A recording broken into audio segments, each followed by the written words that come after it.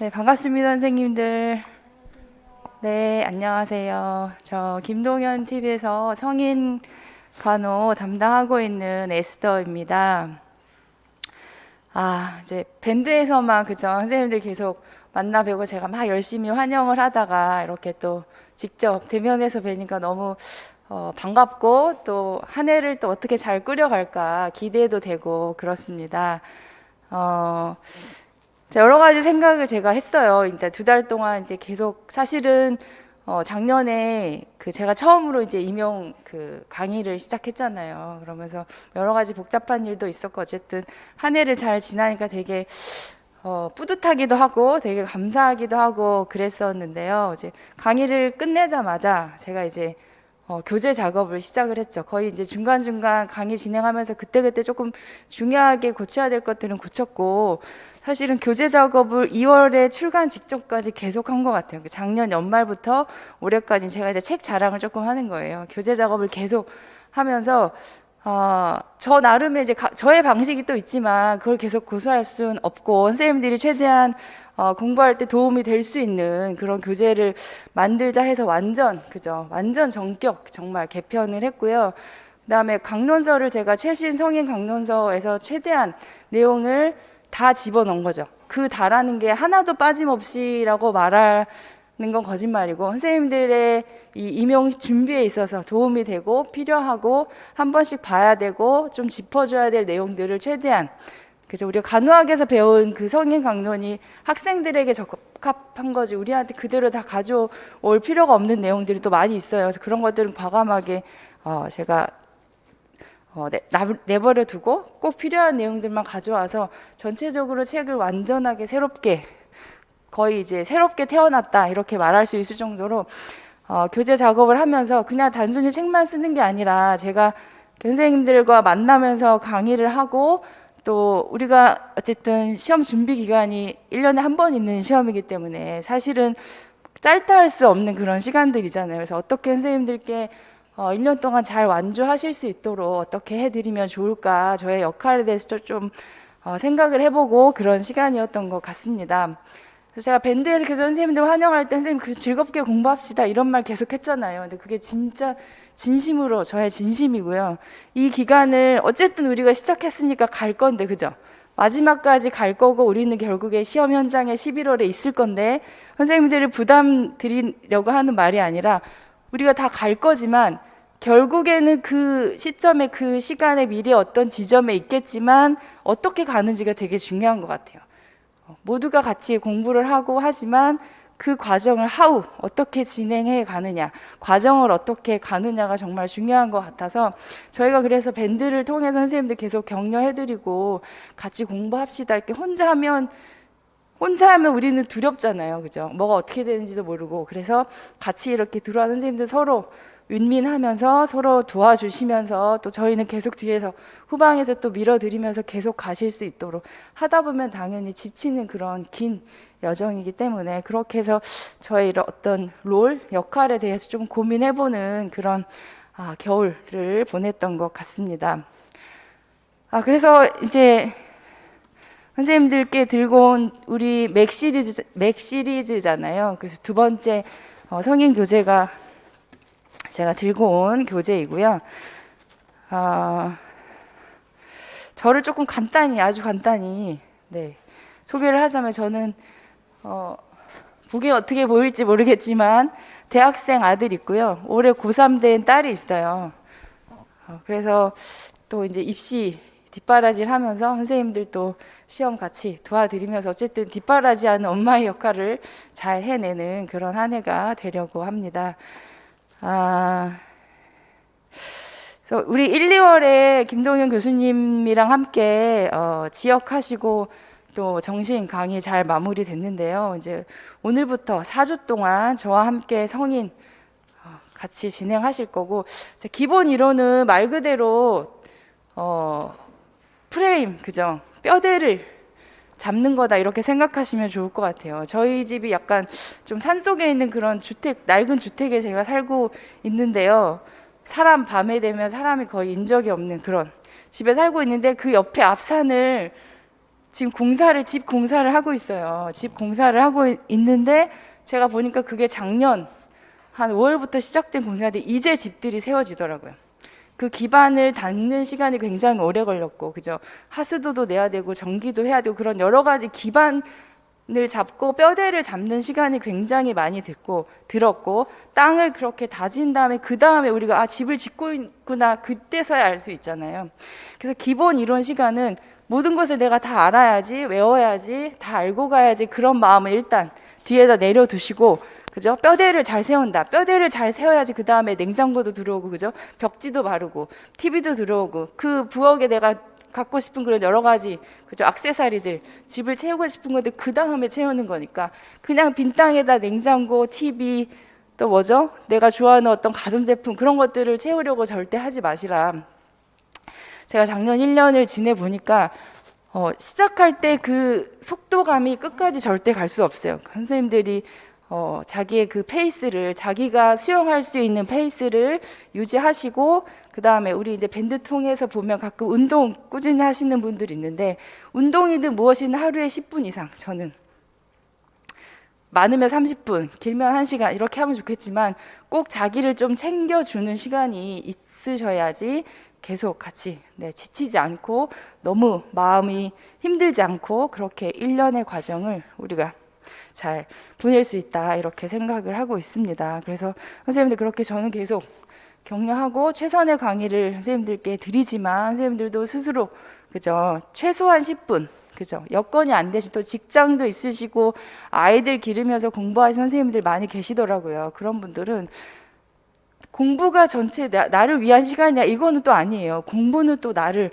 가꾸고 우리가 결국엔 시험을 봐야 하는 시간이지만 그 나의 애씀에 대해서 나의 수고함에 대해서 반드시 격려해 줄 수 있는 그죠 완전히 뭐 잠을 잔다던가 그죠 맛있는 뭐 이렇게 좋은 카페 가서 커피를 마신다던가 그죠 산책을 한다던가 굉장히 다양한 나만의 방법으로 자신의 마음을 챙겨주는 시간이 꼭 있어야 한다라는 말씀을 드리고 싶습니다. 제가 간호학을 전공했지만 이제 나중에 사회에 나와서 상담으로 석박사를 땄어요. 굉장히 그 기간이 사실 거의 10년 정도 뭐 임상도 하고 그런 시간들이 있었는데 결국에는 그 상담도 모든 학문도 사실은 상담을 해서 그런지 또 모르겠지만 자기를 챙겨주는 시간이에요. 다른 사람이 아무리 위로해주고 우리 일시적으로 그쵸 격려받고 수다 떨면 왠지 살아있는 걸 느끼고 카톡으로 뭔가 소통을 하면 난 의미 있는 존재야 이렇게 생각이 들죠. 근데 굉장히 그거는 단기간 작용하는 그런 효과이고요. 스스로 자기에 대해서 인정해주고 격려해주고 아무리 옆에서 예쁘다고 그래도 내가 안 예쁘다 생각하면 소용이 없잖아요. 그죠? 아무리 옆에서 잘한다 똑똑해도 내가 나는 별로 못해. 잘 못해. 완벽하지 않아. 그러면 소용없거든요.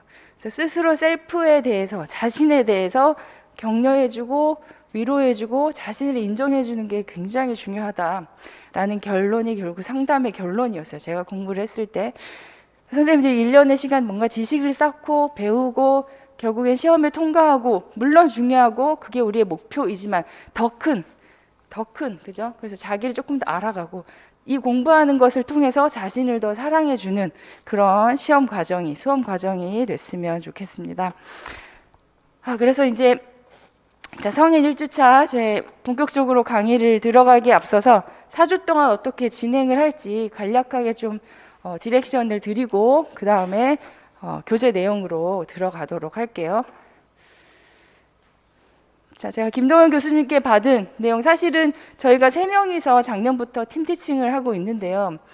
우리가 과거에 이제 간호학 그 공부를 했을 때도 생각을 해보면 한 사람이 모든 걸 사실은 다 하긴 어렵죠. 우리도 병동에서 어떤 특정 그저 파트에서 일을 하게 되지 모든 걸 다 알긴 힘들다 말이죠.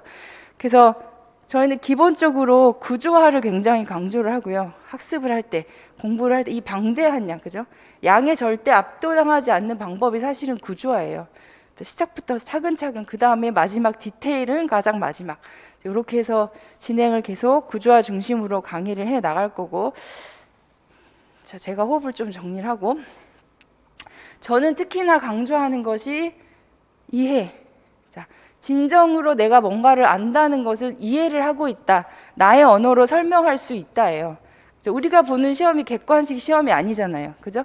주관식으로 단답도 있지만 기본적으로 뭔가 사실에 대해서, 실제 근거에 대해서, 병태 생리에 대해서, 어떤 이론에 대해서 정리해서 내가 아는 것을 쓰는 거죠. 그 절대 암기와 뭔가, 그죠? 잘 모르는데 암기해서 단어들만 알아서 쓸 수가 절대 없다는 거죠. 그래서 저는 굉장히 이해 중심의 강의를 특별히 더 강조하고 있습니다. 이해를 하게 되면 결국에 나의 언어를 표현할 수 있고요. 그 나의 언어, 이해를 한다는 것은 핵심 키워드를 알고 있단 말이에요. 그래서 핵심 키워드, 이해 중심의 강의를 진행을 할 거고요. 그게 결국엔 답안을 작성하는 능력이 되는 거죠. 제가 이제 후반부로 갈수록 우리 점점 이제 심화 끝나고 기출하고 또 이제 문제풀이로 갈 때 결국에는 그동안 쌓아왔던 구조화와 그죠? 프레임들이 있으면 그 내용들을 선생님들이 자연스럽게 자기 언어로, 자기 언어들이 또 이렇게 잘 정리가 된다는 거죠. 그렇게 해서 답안 작성 능력을 배양을 하고요. 자, 계속 선생님들 밴드 통해서 구조화도 올려주시고 공부하는 방법들에 대해서 올려주고 계신데요. 기본적으로는 구조화, 그래서 그 프레임이 완전히 내게 되는 거, 그죠? 프레임이 완전히 내게 되면 그 다음에 거기다 살을 붙일 수 있게 되는, 계속 반복. 결국에 학습은 반복이고, 그죠? 반복하는 거 말고는 사실은 실력이 늘 수 있는 방법이 없어요. 우리가 뭔가 굉장히 낯설다, 잘 모른다 하는 거 내가 많이 거기에 나를 노출시키지 않았다. 그렇게 보면 틀리지 않아요, 사실은. 그래서 내가 어떤 예를 들어 순환기계 파트, 부정맥, 아니면 신경계에서 특정 어떤 질환 잘 모른다, 이름은 아는데 설명할 수 없다, 내가 많이 거기에 노출되지 않았다라는 뜻이에요. 계속 그 지식에 대해서 어떤 부족한 부분에 대해서 노출시키는 것이 결국 반복이죠. 반복 학습은 결국 실력이 된다. 그래서 계속 반복을 할 거고, 자, 오늘 진도 나갈, 이제 제가 계획 세운 그런 진도 내용이 있는데, 그건 또 다시 내일, 그죠? 기출 문제를 통해서, 퀴즈를 통해서 과거에 기출된 문제들과 제가 냈던 심화 문제들과 그런 것을 통해서 다시 한번 강조하고, 그죠? 다음 시간에 이번 주에 배웠던 부분을 또 한번 퀴즈로 확인하고, 이렇게 해서 계속 반복하면, 꾸준히 저희 팀 선생님들, 교수님들이 제공하시는 그 과정을 따라가면요, 전체 내용들을 최소 5번, 스스로 선생님들 더 하시면, 또 개인 반복을 하시면 10번 이상까지 전체 내용을 복습하게 됩니다. 그렇게 노출하면 내 것이 되는 거예요. 낯선 게 없게 되는 거죠. 네, 그래서 결론은 키워드. 자, 키워드를 안다는 거, 이해를 한다는 거. 그래서 자기 언어로 인출할 수 있는 능력을 배양하는 그런 강의를 진행을 합니다. 네, 제가 4주 동안 이제 성인 기본 이론을 진행을 할 텐데요. 자, 교재 보면서 제가 목차로 전체 내용을 한 번 더 보겠지만, 일단 오늘은 첫날 워밍업이니까 너무 달리지 않고요. 일단은 간담체까지 나가려고 하는데, 혹시 선생님들과 호흡이 잘 맞아서 더 진행이 되면 호흡기계 조금 더 나갈 거고요. 다음 주에는 호흡, 순환, 혈관, 혈액계, 얘네들이 다 관계가 있는 시스템들이에요. 그래서 다 함께 나가요. 그래서 1주, 2주 이게 사실은 우리가 강론상 1권에 해당되는 그런 부분이고, 자, 2, 3주에는 조금 속도감 있게 진도를 뺄 거고요. 3주에 근골격, 신경계, 내분비까지. 이게 사실은 성인에서 굉장히 분량도 많고 좀 선생님들이 낯선 부분이기도 하고 약간 메이저 부분이죠. 그래서 이 부분들 3주에 밀도 있게 진행을 하고, 마지막 파트에 이제 마지막 주에 마이너 내용, 요렇게 남성 생식기, 유방건강, 감각계. 자, 감각계가 분량은 적지만 굉장히 내용들이 산발적으로 많은 또 그런 부분이거든요. 감각계, 그 다음에 응급간호까지 이렇게 4주 동안 진행을 할 계획입니다.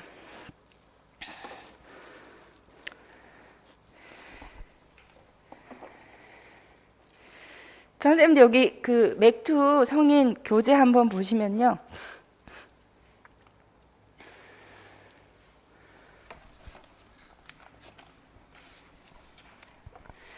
자, 목차를 우리 간략하게 한번 볼까요?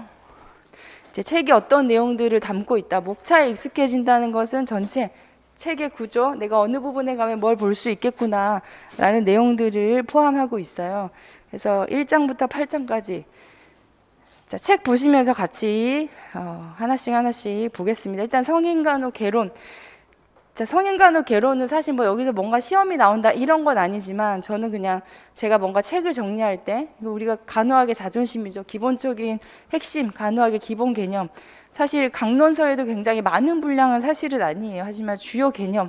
그리고 여기 들어가서 내용을 한번 보시면 사실은 지역에서 교수님이랑 다 한 번씩 다뤘던 내용들, 하지만 성인간호에서 있는 기술된 내용들을 간략하게 정리를 해 놓은 거니까 제가 강의 시간에 챕터 1을 다루진 않지만 선생님들 너무 졸립거나 그죠?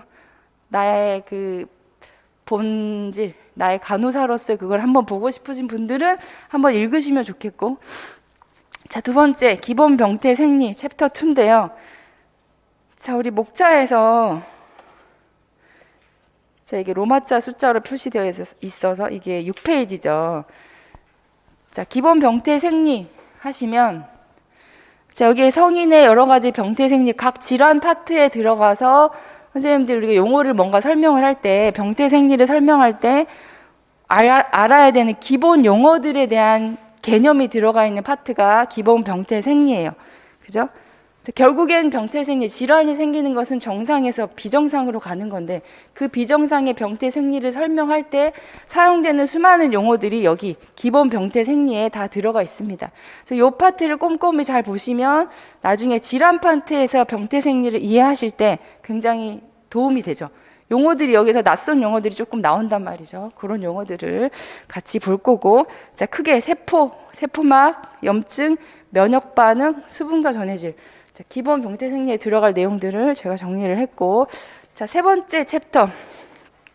자, 위장관계 오늘 나갈 부분이죠. 자, 위장관계 건강 문제와 간호에서 제 책의 기본 구조는 각 챕터 건강 문제, 시스템별로 구조와 기능, 건강 사정, 일반 증상 간호, 그다음에 세부 증상들 이렇게 질환들로 정리가 다 되어 있으니까 강론에 있는 순서를 최대한 반영했다. 그렇게 이해하시면 되겠습니다. 자, 위장관계 건강 문제, 구조 기능, 건강 사정, 일반 증상 간호. 위장관계 건강 문제 일반적으로 나타나는 뭐 여러 가지 그죠? 오심구토, 출혈, 그죠? 설사 뭐 이런 내용들. 자, 상부 위장관 질환, 식도를 포함한, 그 다음에 위 12지장 질환, 그 다음에 하부 위장관, 이렇게 순서대로, 나중에 엑스마인드를 통해서 다시 한번 구조화를 할 거니까 전체적인 큰 제목만 지금 보시면 될 것 같아요. 그 다음에 간담체, 오늘 진도 파트죠. 간담체에 똑같이 구조화 기능, 간담 췌장, 그죠? 간, 담낭, 췌장, 전체 파트, 소화기계랑 연결해서 보시는 부분이죠. 건강사정, 그 다음에 일반 증상 간호, 간질환, 담도질환, 췌장질환 이렇게 세 가지 파트로 나눠서 볼 거고요. 자, 그 다음에 챕터 5장 호흡기계 건강 문제, 구조화 기능, 건강사정, 호흡생리, 호흡 파트에 들어가면 호흡이 결국엔 가스의 교환이고, 그죠? 가스의 교환이 전신순환에 대한 문제여서 기본적인 생리 파트와 생리학 여러분 학부 때 배우셨던 그 생리학에 대한 용어들이 조금 들어가 있어요. 그래서 그 용어들 가볍게 좀 정리를 할 거고, 자, 일반 증상 역시나 상부부터 그죠? 상부 코, 부비동까지, 후두까지, 상부호흡 기계, 그다음에 환기장애, 가스 교환 장애, 마지막 이 가스 교환이 전신에 영향을 주는 게 결국엔 호흡 부전이잖아요. 그죠? 호흡 부전까지 정리를 하고요. 자, 6장 순환계. 요즘 또 그 강론에서 순환기계라고 하지 않더라고요. 다 순환계라고 용어가 바뀌었고요. 자, 순환계 시스템에서 자, 기본 구조화 기능, 자, 순환계 증상, 자, 우렬성 심부전. 자, 순환계 하면 우리가 결국에 심장의 문제잖아요. 그죠? 심장의 문제. 심장이 정상적인 박동을 하지 않아서 주는 전신의 영향과 관련된 가장 큰 메이저 질환이 우렬성 심부전. 그 다음에 뭐 있죠? 심근, 경색, 그 다음에 관상동맥, 그죠? 그다음에 부정맥, 염증성 심장 질환, 그 다음에 후천성 판막 질환. 선천적인 것은 소아 파트에서, 아동 파트에서 배울 거니까 후천적인 질환에 대해서 심장 질환을 성인에서 다루게 됩니다. 자, 7장 혈관계 건강 문제. 자, 혈관계는 순환계랑 혈액계랑 같이 얘네는 새쌍둥이에요. 같이 연결해서 그죠? 같이 연결해서 어쨌든 순환계라는 시스템이 폐쇄 시스템이잖아요. 그죠? 혈관 안에서만 계속 피의 문제, 혈관 돌고 있는 길의 문제, 그걸 돌게 하는 조직, 심장의 문제. 그러니까 얘네는 같이 관계가 될 수밖에 없는 거죠. 자, 혈관계 건강 문제. 혈관에 대해서, 구조 기능에 대해서, 그다음에 건강 사정, 혈관에 문제가 있을 때 어떤 걸 우리가 신체 검진 해볼 수 있는가. 그다음에 일반 증상. 결국에는 관료의 문제잖아요. 혈관에 문제가 있다. 어딘가 막혔다? 아니면 확장됐다. 그런 거죠. 그래서 혈관계에서는 가장 중요한 메이저 질환이 고혈압. 자, 고혈압에 관련한 내용이 심장 파트가 순환기계가 아니라 혈관계에 있다. 결국엔 문제가 되는 게 혈관에 압력이 많이 미쳐서 문제가 되는 게 고혈압이니까 고혈압 질환은 혈관계 파트에 포함되어 있는 가장 대표 질환이다. 그 다음에 각 혈관계별로 대동맥, 정맥 질환, 림프까지 자, 혈관계에서 다루고 그 다음에 8장 자, 혈액계 건강 문제. 자, 혈액은 뭐죠? 혈관을 돌고 있는 실제 물질이잖아요. 그죠? 그 물질, 체액, 우리가 흔히 말하는 세포 외액이죠. 세포 외액의 문제, 결국에 뭐겠어요? 혈액 자체, 적혈구, 백혈구, 림프구, 그죠? 각각의 문제들에 대한 내용들이 마지막 8장 혈액계에 포함이 됩니다. 그래서 구조기능, 건강사정, 적혈구장애, 백혈구장애, 조혈장애, 지혈장애. 자, 혈구에 뭔가 문제가 있다. 문제가 있다는 건 뭘까요? 혈구의 양이 많다, 적다. 백혈구가 많다, 백혈구가 적다. 그죠? 적혈구가 많다, 적혈구가 적다. 적혈구가 적다가 뭐예요? 빈혈이잖아요. 우리 작년에 문제에 나왔었죠. 빈혈 문제. 자, 그런 혈액계 문제들. 자, 그 다음에 9장부터. 자, 9장은 자, 근골격계. 자, 근골격계 파트에서 구조기능 건강사정. 자, 일반 근골격계 문제. 근골격계 문제는 뭐죠? 가장 일반적인 근골격계 문제. 얼라이먼트가 깨졌다, 골절, 그죠? 부종에 의한 근골격계 압박, 신경이나 혈관 조직의 압박, 그런 문제들이 일반 외상 간호에 포함이 되고요. 그 다음에 염증성 장애, 류마티스 질환, 골대사 장애, 골종양, 요통, 그 다음에 발의 장애까지, 발 문제까지 근골격계에서 다루고요. 자, 10장 신경계. 자, 신경계도 역시나 구조와 기능, 그리고 자, 신경계를 검진하는 건강검사, 여러 가지 신경검사 방법들, 그리고 일반 증상. 자, 신경계에서 대표적인 일반 증상. 신경 반응이 없는 거, 뭐예요? 무의식. 그죠? 그리고 ICP 상승, 뇌압 상승에 의한 여러 가지 증상들. 그 다음에 감염성 질환, 뇌혈관성 질환, 종양, 그 다음에 신경계 외상, 척추 손상, 뭐 이런 것들. 그 다음에 퇴행성 질환, 그죠? 그 다음에 경령성 질환, 간질 환자들, 그 다음에 말초신경 질환으로 정리를 합니다. 자, 11장. 자, 내분비계까지 3주차의 진도를 나갈 거다. 이렇게 보시면 되겠어요. 내분비계. 자, 내분비계 결국 호르몬에 관련된 내용들이 들어가 있죠. 그래서 자, 가장 호르몬의 각 분비하는 기관별로 우리가 건강 문제가 생길 수 있다. 자, 뇌하수체부터 위에서부터 뇌하수체, 갑상선, 그다음 어디죠?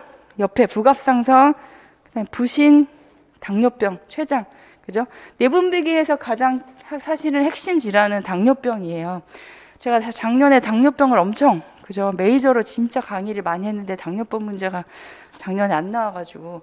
근데 내분비계 당뇨병은 과거 이제 선생님들 기출 보시면서 제가 또 계속 말씀을 드리겠지만 거의 경련 혹은 계속 한 번도 빠지지 않고 나왔던 굉장히 중요한 실제 성인 질환에서 가장 많은 포션을 차지하고 있잖아요. 고혈압이랑 당뇨병. 그래서 다각도로 당뇨병은 굉장히 디테일하게 잘근잘근 제가 말씀을 드릴 겁니다. 내분비계. 그 다음에 이제 요로계. 요로계는 말 그대로 뭐 하는 기관? 배설하는 기관. 배설이 안 됐을 때 나와야 되는데 안 나오는 게 문제인 거잖아요. 요로계의 그런 구조적인 문제, 막힌 폐색의 문제, 그런 내용들이 아마 포함이 되겠죠. 자, 구조와 기능, 건강사정, 배뇨장애, 그죠? 안 나온다, 정체됐다.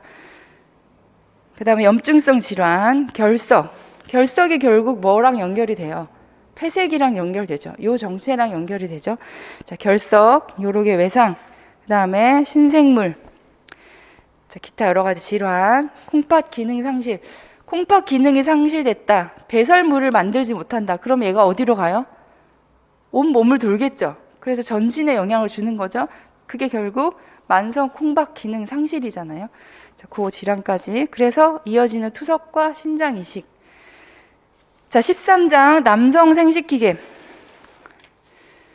자, 남성 생殖기계에선 사실 진단 검사와 그리고 전립선, 양성 전립선 비대증, 전립선 암, 이게 사실은 가장 메이저고요. 관련한 내용들 검사 방법과 관련해서 전립선 기능장애, 음경 기능장애, 음낭 기능장애 이제 가볍게 이 파트는 진행을 할 것입니다. 자, 유방 건강 문제 여성 파트에서 디테일하게 더 배우실 거지만 저는 성인에서 다루고 있는 수준에서만 네. 자, 유방에서 가장 중요한 내용은 뭘까요? 유방암이겠죠, 그죠? 유방암, 그거를 막기 위한, 미리 예방하기 위한 유방 자강 검진 방법. 사실 그 두 내용밖에 핵심이 없어요, 여기서는. 자, 구조화 기능, 건강사정, 유방 자가 검진, 진단 검사, 양성 질환, 다양한 양성 종양들 유방에서 많이 있으니까 유선과 뭐 샘과 관련한, 그다음에 유방암까지 다루고. 자, 15장 감각계. 자, 감각계는 눈, 귀, 그다음에 어디죠? 피부, 요 세 파트 크게 나눠 가지고요. 눈 파트에서 발생한 여러 가지 질환이나 문제들, 그래서 건강 사정, 이런 감각계는 검사, 진단 검사와 관련된 내용들이 굉장히 좀 양이 많아요. 그죠? 그죠? 우리가 바로 나타나는 건강 문제 중에 하나잖아요. 감각계 문제는 안 보이는 거, 안 들리는 거, 피부는 바로 우리가 관찰이 되고. 그래서 다른 사실은 이 내분비 질환이나 순환기계, 호흡기, 간담치 문제보다 더 빨리 우리가 알아차릴 수 있고, 이런 질환의 문제들이 사실은 감각계 문제로 나타나기도 하고, 그래서 검진과 관련한 내용들이 굉장히 중요하죠. 감각계에서는 실제 검진과 관련한 내용들이 기출로 많이 나왔었고요.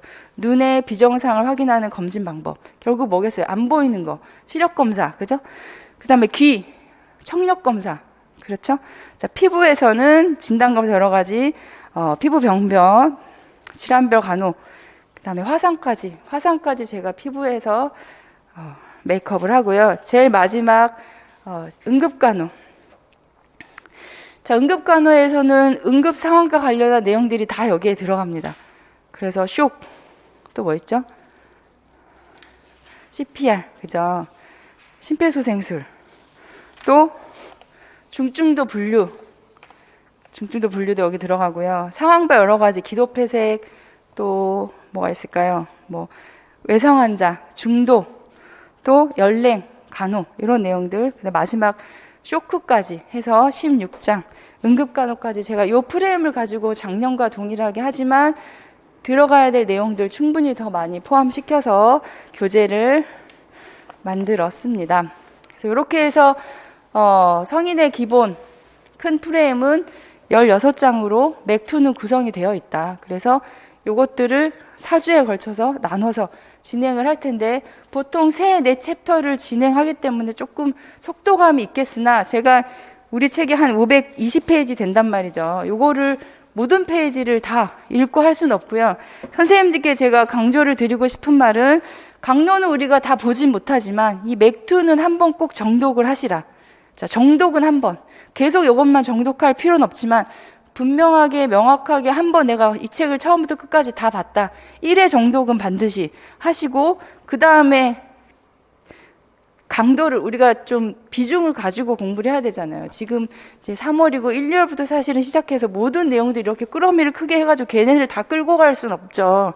그래서 보긴 하지만 내가 가지고 기억하고 이해하고 가야 될 내용들과 그렇지 않은 것들을 구분을 하면서 결국에 11월에 시험장에 갈 때는 내가 백팩 안에 내용들을 다 넣을 수 있을 만큼 그렇게 정리가 되셔야 된다는 거예요.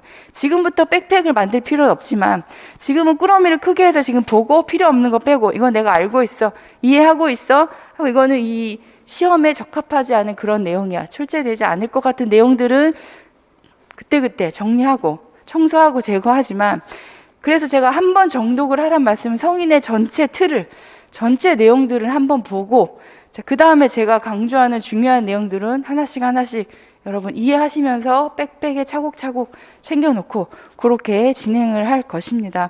그래서 이렇게 16장으로 구성이 되어 있다. 말씀을 드리고, 이제 기본 병태 생리부터 제가 X마인드로 전체 프레임 구조를 보고 그 다음에 교재를 들어가서 디테일한 내용들을 같이 살펴보도록 할게요.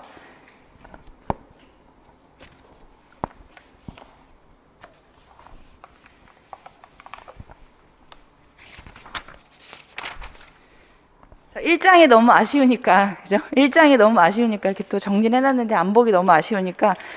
자, 서인간호 개론 1장. 자, 간호의 4가지 핵심 구조, 핵심 구성 요소 하면 인간, 환경, 건강, 간호잖아요. 그죠? 인간을 다룬다. 인간에 영향을 주는 환경을 다룬다. 인간과 환경의 건강을 다룬다. 어떤 방법? 간호라는 방법을 통해서. 이렇게 4가지. 이런 것도 사실은 저는 계속 선생님들께 강의해드리고 이렇게 기억하세요. 기억법을 해드리는 방법이 스토리로 연결을 해요. 뭐 이렇게 이거 앞자리 따서 외우고 이런 거 저는 별로 안 좋아하고요.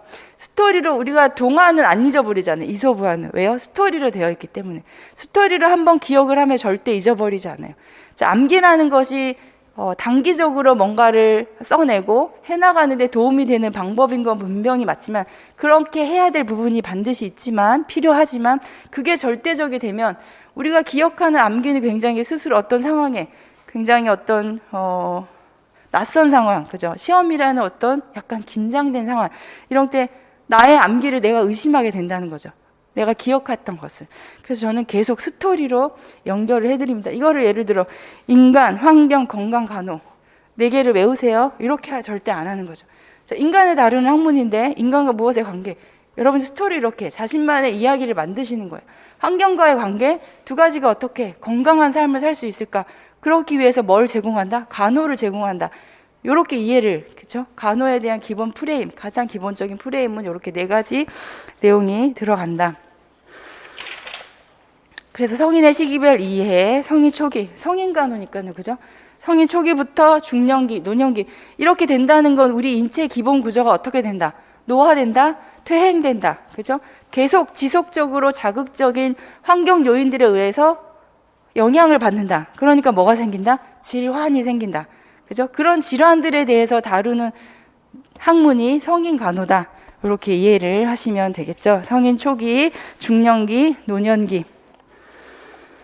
자, 이건 실무적인 얘기지만 또 임상에서 또 많이 하기도 하고요. 가장 이제 학부 때 또 굉장히 강조하는 간호의 어떤 이 주도성, 간호의 주체성을 강조하기 위해서 근거 중심 실무, 간호 과정 이런 내용들을 이제 학부 때도 많이 얘기를 했는데요. 자, 과거에 한참 한 10년 전 2010년에 초반에 나왔던 기출 문제들은 간호 과정, 프로세스에 대한 내용들이 굉장히 시험에 많이 나왔었어요. 근데 그런 내용들이 이제 완전히 바뀌어서 그건 굉장히 뭐 사실은 채점하기도 굉장히 애매한 부분이 있고 명확하지 않은 바라보는 시점에 따라서 다르게 해석할 수도 있고 이제 이런 문제들로 인해서 다시 객관식으로 갔다가 다시 지금의 형태로 지금 바뀌고 있잖아요. 시험이 바뀌었잖아요. 그리고 평가원에 들어가시면 2000년 이전에 객관식 막 나왔던 문제들 사실 뭐 기출 이런 표시에 제 맥2에도 뭐 90년대 그런 기출된 내용들이 들어가 있긴 하나 교육평가원은 2000년 전의 자료는 아예 들어가지도 않아요. 문제가 2000년도인가 2001년도부터 나온 문제들만 제시를 하고 있고 점점 시험의 방향이 굉장히 명확한 지식, 그죠? 명확한 지식, 그다음에 굉장히 베이직한 지식. 우리가 디테일한 어떤 검사 방법, 디테일한 어떤 질환의 뭐 어떤 그 효소들 막 이런 거를 공부를 하고 있을 때 가장 기본이 되는 문제들이 작년에도 뭐 초시본 선생님들은 반드시 작년 기출 문제를 한번 보시길 바라고 제가 또 기출 다룰 때 다루겠지만 그런 내용들이 점점 나오고 있다는 거죠. 베이직 오브 베이직 가장 기본으로 계속 돌아가고 있어요. 학문의 방향이 시험 출제의 방향이 그래서 기본을 명확히 알고 있다고 생각해서 놓쳤는데 정확히 쓰지 못하는 그런 일이 생기지 않도록 기본을 충실히 다루도록 할 것입니다. 자, 이렇게 해서 이제 기본 병태 생리로 자, 넘어갈게요. 선생님들 자료는 받으셨죠? 엑스마인드 자료는. 자, 이거를 어떻게 해야지 나오지?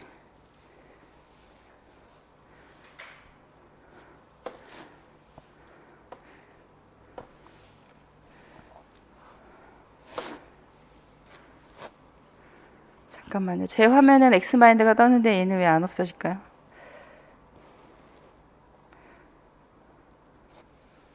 오케이. 됐다.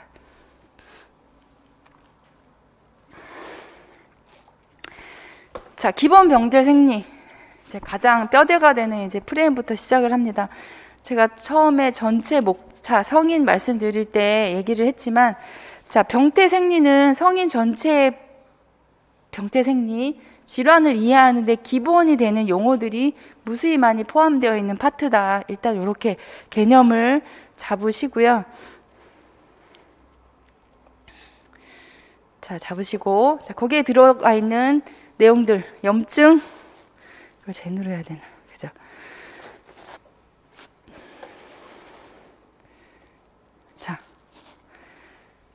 자, 이렇게 볼게요. 세포막부터. 작년에 또 세포막 문제가 나와가지고, 그렇죠? 상상하지 못했던 문제들이 나와가지고 우리 마음을 어렵게 했었는데, 세포, 염증, 면역, 수분과 전해질.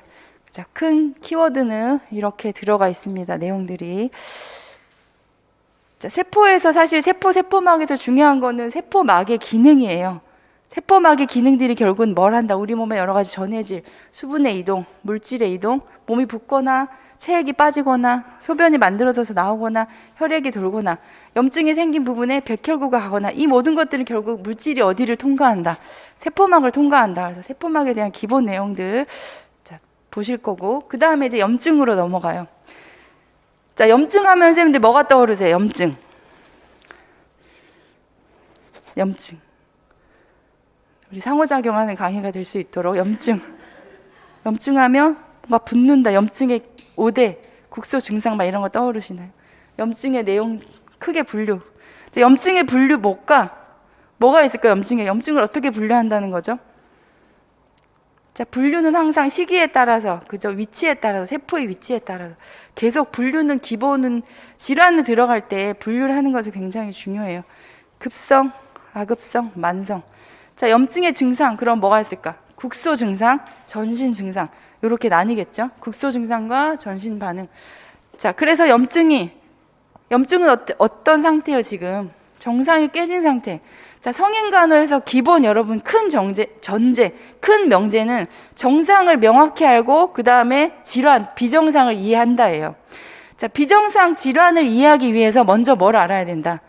정상, 그죠? 정상 개념, 정상인 상태 뭐가 있을까요? 검사를 했을 때 나오는 수치들, 엑스선 촬영했을 때 나오는 정상 상태들, 그런 것들 알아야지. EKG의 정상 상태, 그걸 알아야지. 비정상에서 정상과 다르네, 정상 엑스레이 사진과 다르네, 정상 검사 수치와 다르네, 우리가 이해할 수 있게 되는 거죠. 그래서 항상 시작은 정상, 그 다음에 질환. 자, 질환에선 결국 뭘 이해하는 거?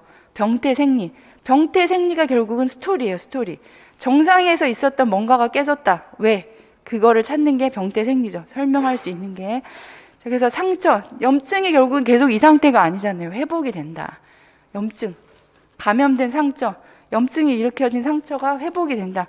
자, 상처 회복 파트 들어가면 그럼 뭐가 있을 것 같으세요?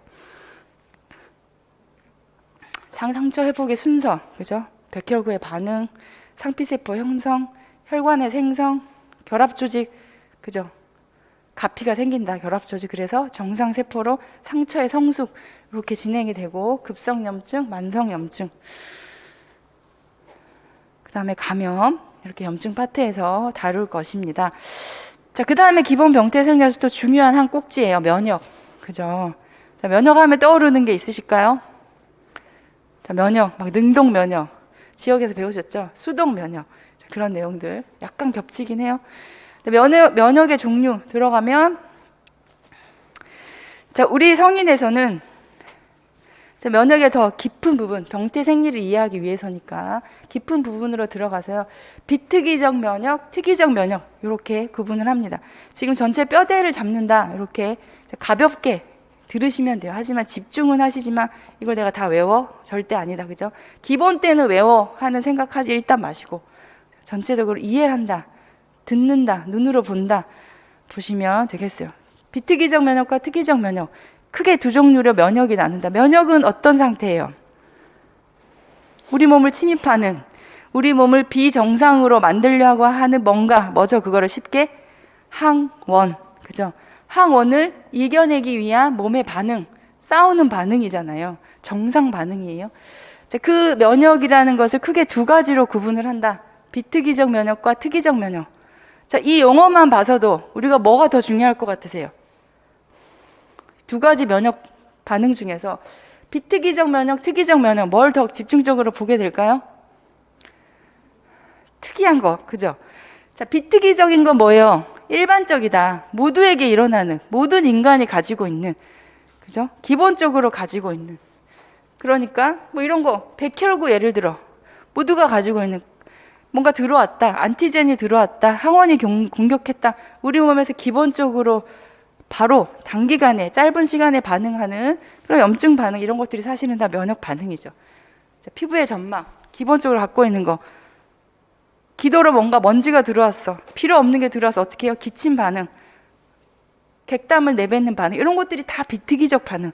자연적으로 우리가 면역 반응이라고 생각하지 못했던 애들이 다 여기 들어가고요. 자, 특이적 면역. 자, 특이적 면역 여기서 이제 뭐가 들어갈까요? 구체적인 세포 반응이 들어가죠. 자, 특이적 면역에서 자, 여기 제가 자, 체액성 면역과 세포성 면역으로 구분이 된다. 자, 체액성 면역, 세포성 면역. 자, 체액은 뭐가 관여하는? 체액은 우리 몸 플루이드에 돌고 있는 걸 얘기해요. 돌면서 반응한다. 항원과 결합을 한다죠. 그러니까 뭐예요? 항체죠, 항체. 돌고 있으면서 항체가. 항원도 결국에 침입하면 그 자리에 있는 게 아니라 혈류를 타고 돌죠. 그게 간질에 빠져서 어떤 조직에 완전히 침착하지 않는 한 기본적으로 돌게 되죠. 그래서 국소 반응이 빨리 치료되지 않으면 전신 염증 반응으로 나타나게 되는 거고, 그래서 몸을 돌고 있는 플루이드에 있는 어떤 항원에 반응하는 이렇게 이해를 하시면 돼요. 제가 설명해 드린 대로. 그래서 항체, 항원 항체. 자, 체액성 면역은 항체 반응이다. 그죠? 이해하기 좋으시죠? 체액성 면역은 몸에 돌고 있으면서 항원에 결합하는 거니까 항체가 반응하는 거구나. 체액성 면역 항체 반응이구나. 항원 항체 반응. 자, 비림프구가 담당을 한다. 우리가 알고 있는 IgM, IgG, IgM, 이뮤노글로불린 M, 이뮤노글로불린 G 이런 애들이 다 비림프구예요. 걔네들이 뭐 하는 애들? 항체인 거죠, 항체. 자, 항원에 적합한 항체를 우리 몸에서 체액에서 만든다. 자, 결국 백혈구 반응이죠. 림프구는 다 백혈구에 포함이 되니까. 자, 그 다음에 세포성 면역. 자, 세포성 면역은 뭐예요? 세포. 여기서 말하는 세포는 뭐죠? 항원. 들어온 항원을 세포끼리 반응을 하는 거다. 그러니까 뭐예요? 세포를 킬러. 탐식이라는 말을 쓰죠. 성인에서 식균이라는 말을 쓰죠. 자, 항원을 잡아먹는. 그래서 걔가 더 커지지 못하도록 더 반응하지 못하도록 하는 반응이 무슨 반응? 세포성 반응. 그러니까 T림프구가 관련된 반응이 세포성 반응이다. 자, 면역 반응을 기억하실 거는 크게 두 가지로 구분이 되는데 이걸 집어넣고 비특이적 면역과 특이적 면역으로 구분이 되는데 우리가 메인으로 관심 둘 것은 관여를 해야 될 것은 얘네는 기본적으로 관여를 하니까 관심 갖고 봐야 될 것은 항체를 집어넣어주는 결국 뭐예요? 백신이잖아요. 백신. 그런 특이적 면역에서의 세포성 면역, 그 다음에 체액성 면역 이렇게 기억을 해두시면 됩니다. 자, 그 다음에 면역 반응. 면역은 제가 뭐라고 그랬어요? 정상 반응이다. 우리 몸의 정상 상태를 유지하기 위한 정상 반응인데 그게 너무 과도하게 정상을 지키려고 하는데 몸이 너무 과하게 우리가 열심을 내서 너무 과하면 어떻게 하죠? 실수를 하잖아요. 너무 달리기를 하는데 너무 이 속도와 발과 마음과 머리가 안 맞아. 그럼 어떻게 돼요? 자빠지잖아요. 초등학교 운동회 할 때 아빠들 자빠지죠. 평소에 안 하다가 갑자기 뛰니까 몸은 막 마음은 빠른데 이게 안 되니까 넘어지잖아요. 과한 반응. 자, 그게 과민 반응이에요. 과민 반응. 우리 몸에서 왜 과민 반응이 그런데 일어날까요? 어느 정도만 하면 되는데 왜 과하게 일어나죠? 기질적으로 그렇게 과민 반응이 있는 사람이 있고, 특정 항원에 대해서 민감하게 반응하는 체질이 있고, 또 이 과민 반응이 극대화된 질환이 결국 자가 면역 질환인 거죠. 그죠? 문제가 된 면역 반응 어떤 적정선에서 멈춰주면 되는데 어떻게 자기 세포까지 내 조직까지 공격하게 되는 과한 반응, 그게 자가 면역 질환이죠. 자, 과민 반응에서는 기본 정의, 결국에는 과도한 면역 반응이 과민 반응이다. 그죠? 과도한 면역 반응. 그 말 그대로죠. 과민 반응. 자, 다른 말로 과민 반응을 우리 쉽게 뭐라고 하죠? 알러지. 그죠? 알러지. 알레르기. 자, 관련해서 이런 과민 반응 일으키는 물질들. 자, 매개 물질 쫙. 자, 이 아라키돈산이 여기에 포함이 되는 애랍니다. 아라키돈산. 자, 류코트리엔과 프로스타글란딘을 분비하는 아라키돈산 비만세포, 아라키돈산, 세로토닌, 키닌류 이런 애들이 다 뭘 일으키는? 적절하게 나오면 괜찮은데 이게 과할 때 나타나는 게 과민 반응이다. 자, 그럼 과민 반응에서 또 중요하게 여러분 보고 가셔야 될 것이 과민 반응의 유형이 있다. 그죠? 자, 조금 이렇게 네 가지 유형, 과민 반응은 네 가지 유형. 그죠? 네 가지에서 이거를 분류하는 건 제가 맥2 교재에 들어가서 다시 한번 볼 거고요. 이렇게 네 가지 유형이 있다. 자, 이렇게 과민 반응이 있는데 아무래도 우리가 빨리 뭔가 중재를, 결국에 성인과는 뭐예요? 비정상 상태를 어떻게 중재를 하는가, 간호 중재를 하는가를 공부하는 거죠. 그런 문제들이 결국에 나올 수밖에 없거든요. 우리가 뭐 약을 주고 이런 것도 특정 질환에서는 그 방법밖에 없으면 약물요법이 굉장히 중요하겠지만 비약물요법, 우리 간호중재는 항상 크게 약물요법과 비약물요법으로 약간 제가 격가지로 나가는데 나누면요. 비약물요법이 우리한테 중요해요. 왜요? 간호 뭔가 중재가 들어가니까. 자, 그래서 이 유형이 네 가지로 나눴을 때 빨리 뭔가 중재를 해줘야 된다. 어떨 때 빨리 중재를 해줘야 돼요? 빨리 나타나는 반응. 그죠? 순식간에, 수시간 내에 몇 분 내에 나타나는 과민 반응. 그게 뭐예요? 아나팔락시스. 빨리 나타나는데 별로 증상이 심각하지 않으면 놔둬도 돼요. 근데 얘가 어때? 심각하니까 빨리 중재를 해줘야 된다. 그래서 그동안 면역 반응, 과민 반응에서 문제가 나왔던 애들은 다 여기서 나온 거예요. 여기서 뭔가 중재를 해줄 내용들이 많이 있기 때문에. 그래서 과민 반응 이렇게 유형 네 가지가 있다. 자, 면역 반응에서 크게 지금 우리가 유형 보고 또 특이 면역, 비특이적 면역 크게 두 가지로 분류했고, 그 다음에 면역 결핍 질환, 면역이 아예 안 되는 상태, 정상 반응, 외부 물질, 안티젠에 대해서, 항원에 대해서 전혀 개입을 못하는 상태가 면역 결핍 질환. 다시 말해서 뭐죠? 에이즈, 그죠? 자, 요 에이즈 면역 결핍 질환, HIV에 의한 감염, 에이즈가 이 면역 파트에 포함이 됩니다. 성인 강론에서만 얘네들이 산발적으로 흩어져 있는데 제가 이 기본 병태 생리를 다 집어넣은 거예요. 그래서 정의, 전파 경로 중요하죠. 이 면역결핍 질환에서 내용은 이것만 사실은 아시면 돼요. 정의, HIV 감염이다. 그래서 어떻게 되는 상태? 면역 반응이 전혀 일어나지 않는 상태. 면역 반응이 일어나지 않는다. 뭐 때문에? 면역 반응을 일으키는 우리 몸을 방어하는 면역 세포들이 어떠니까? 감소하니까. 걔네들을 HIV라는 그 바이러스가 없애버리니까 면역 반응이 일어날 수가 없는 거죠. 주체가 아예 없으니까. 자, 그 정의를 기억하면 CD4, 이게 결국에는 T세포인데요. 면역 반응을 세포 매개 면역, 항원이 들어왔을 때 걔를 잡아먹는 이 세포를 없앤단 말이죠. 그게 사실은 면역 결핍 질환의 기본 개념이에요, 정의. 그래서 이 바이러스들이 어떻게 우리 인체 내로 침입하는지 경로 중요하고, 감염 경로 중요하고, 감염 경과, 프로세스, 증상이 생겨서 마지막 기회 감염, 증상이 없는 기간이 굉장히 무증상기가 길다. 자, 펼쳐볼게요. 급성 증상기, 뭔가 감기처럼 살짝 앓는 시간, 무증상기, 증상 발현기, 면역 결핍 질환의 결국 면역 세포가 점점 없어지면 기회 감염. 기회 감염이라면 쉽게 말해서 완전 무방비 상태.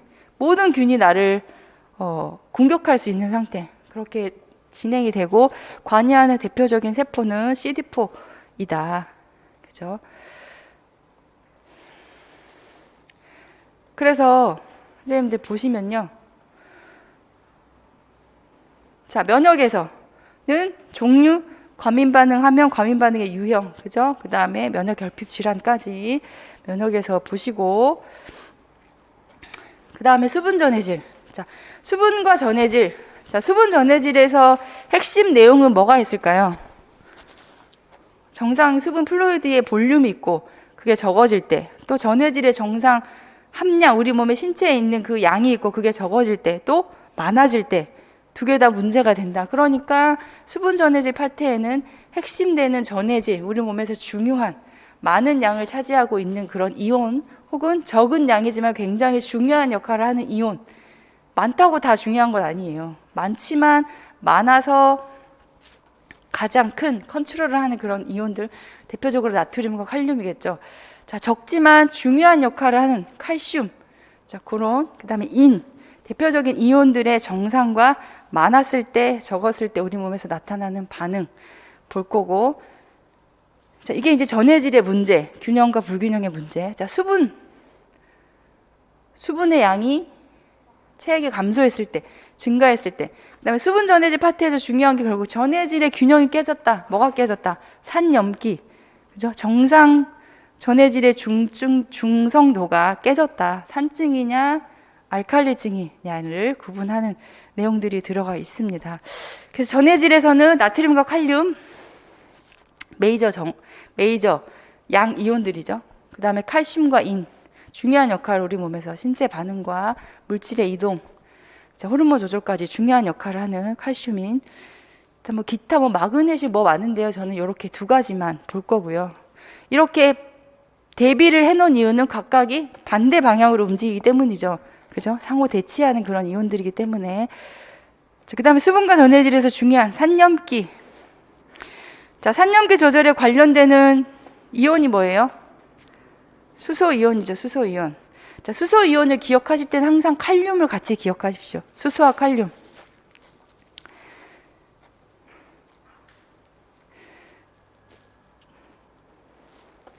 지금은 이게 들으시면 돼요. 수소와 칼륨은 항상 같이 짝꿍이다. 자, 그러면 우리 몸에 만약에 산증이다. 수소이온이 체액 중에 많다. 그러면 칼륨이 어떻게 하는지 알아요? 산증이다. 그럼 우리 몸은 어떻게 빨리 산을 낮추려고 하죠. 체액 중에 산이 낮추려는 방법은 배설하는 방법, 혹은 세포 안으로 잡아들이는 방법이에요. 그죠? 세포 안으로 잡아들일 때 이온들을 항상 이 평등을 위해서 플러스가 들어가면 플러스가 나오고 마이너스가 들어가면 마이너스가 나와야지 균형, 기본 이온의 이동, 혼자 절대 이동할 수 없고요. 이 세포막의 채널이 열릴 때 반드시 하나 들어오고 여기서 안 나가고 이런 거 없어요. 무조건 누가 들어오면 나가야 돼요. 그렇죠? 한 명이 들어오면 이 공간에 한정되어 있기 때문에 그렇게 기억하시면 돼요. 세포라는 그 공간 자체가 한정되어 있기 때문에 하나 들어오면 하나 나가줘야지 세포가 유지가 된다는 거죠. 우리 몸에 산증이다. 수소이온이 굉장히 많다. 제가 말씀드렸지만 배설하는 방법, 그죠? 호흡을 통해서 비뇨 여러 개를 통해서 배설하는 방법, 또는 세포 내로 집어들이는 방법인데, 그때 수소이온을 집어넣을 때, 세포 안으로 끌어당길 때 세포 안에서 나오는 게 칼륨이에요. 그래서 수소와 칼륨은 항상 짝꿍, 같이 다닌다. 이렇게 이해하시면 되겠습니다. 자, 요것만 정리하고 잠깐 쉬고 제가 맥 들어가서 이제 더 구체적으로 보도록 할게요. 자, 산염기 조절기죠. 말씀드렸죠? 우리 배설하는 방법은 우리 몸에 두 가지밖에 없어요. 사실은 가장 메이저의 배설기관, 호흡과 배뇨. 물론 피부로도 어느 정도 배설이 되긴 하지만 그게 가장 메이저 배설기관은 아니죠. 호흡을 통해서 배설이 되거나 여러 개로 배설이 되거나, 물론 이제 대변도 있지만 그거는 미장관계에서 볼 거니까. 자, 그래서 폐 조절과 콩팥 조절, 이 산염기 파트에서 중요하게 볼 부분이고, 자, 산염기는 자, 호흡성이냐, 자, 산증이냐 알칼리증이냐는 알겠는데 그거를 또 나누는 거죠. 호흡성이냐, 그 다음에 대사성이냐.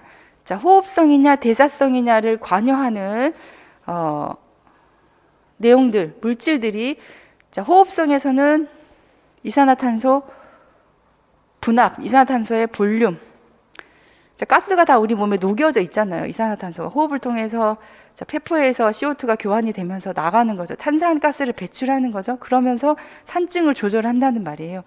자, 이 양에 따라서 호흡성, 이 양이 적혀져 있는 거는 정상 범위거든요. 이산화탄소, 탄산가스의 정상 범위가 35, 45. 자, 이 범위에서 깨지면 산증과 알칼리증이 되는 거. 자, 그래서 호흡성 산증. 호흡성 산증을 호흡성이냐 대사성이냐 볼 때 우리가 판단을 할 때, 자, 호흡성인지 보려면 PaCO2 이산화탄소 분압이 정상에서 깨져 있는 거가 검사 결과에 나왔다. 그러면 호흡성. 그죠? 자, 대사성은 HCO3- 뭐죠? 네. 이 음이온이 중탄산 나트륨, 얘가 중탄산 이온이 22, 26 굉장히 작은 범위잖아요. 그러니까 이런 전해질이라는 애들은 작은 범위로 조절이 되기 때문에 쉽게 우리 몸에서 깨질 수 있다는 거죠. 그러니까 비정상 상태를 빨리 알게끔 하는 그런 고마운 애들이에요, 사실은. 자, HCO3 중탄산염, 중탄산 이온이 22, 26에서 깨져 있는 상태다. 많거나 적다. 그러면 이거는 대사성. 그래서 대사성 산증, 대사성 알칼리증 이렇게 구분을 한다.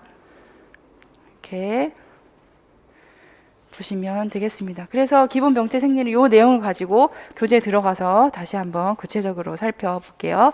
잠깐 쉬겠습니다.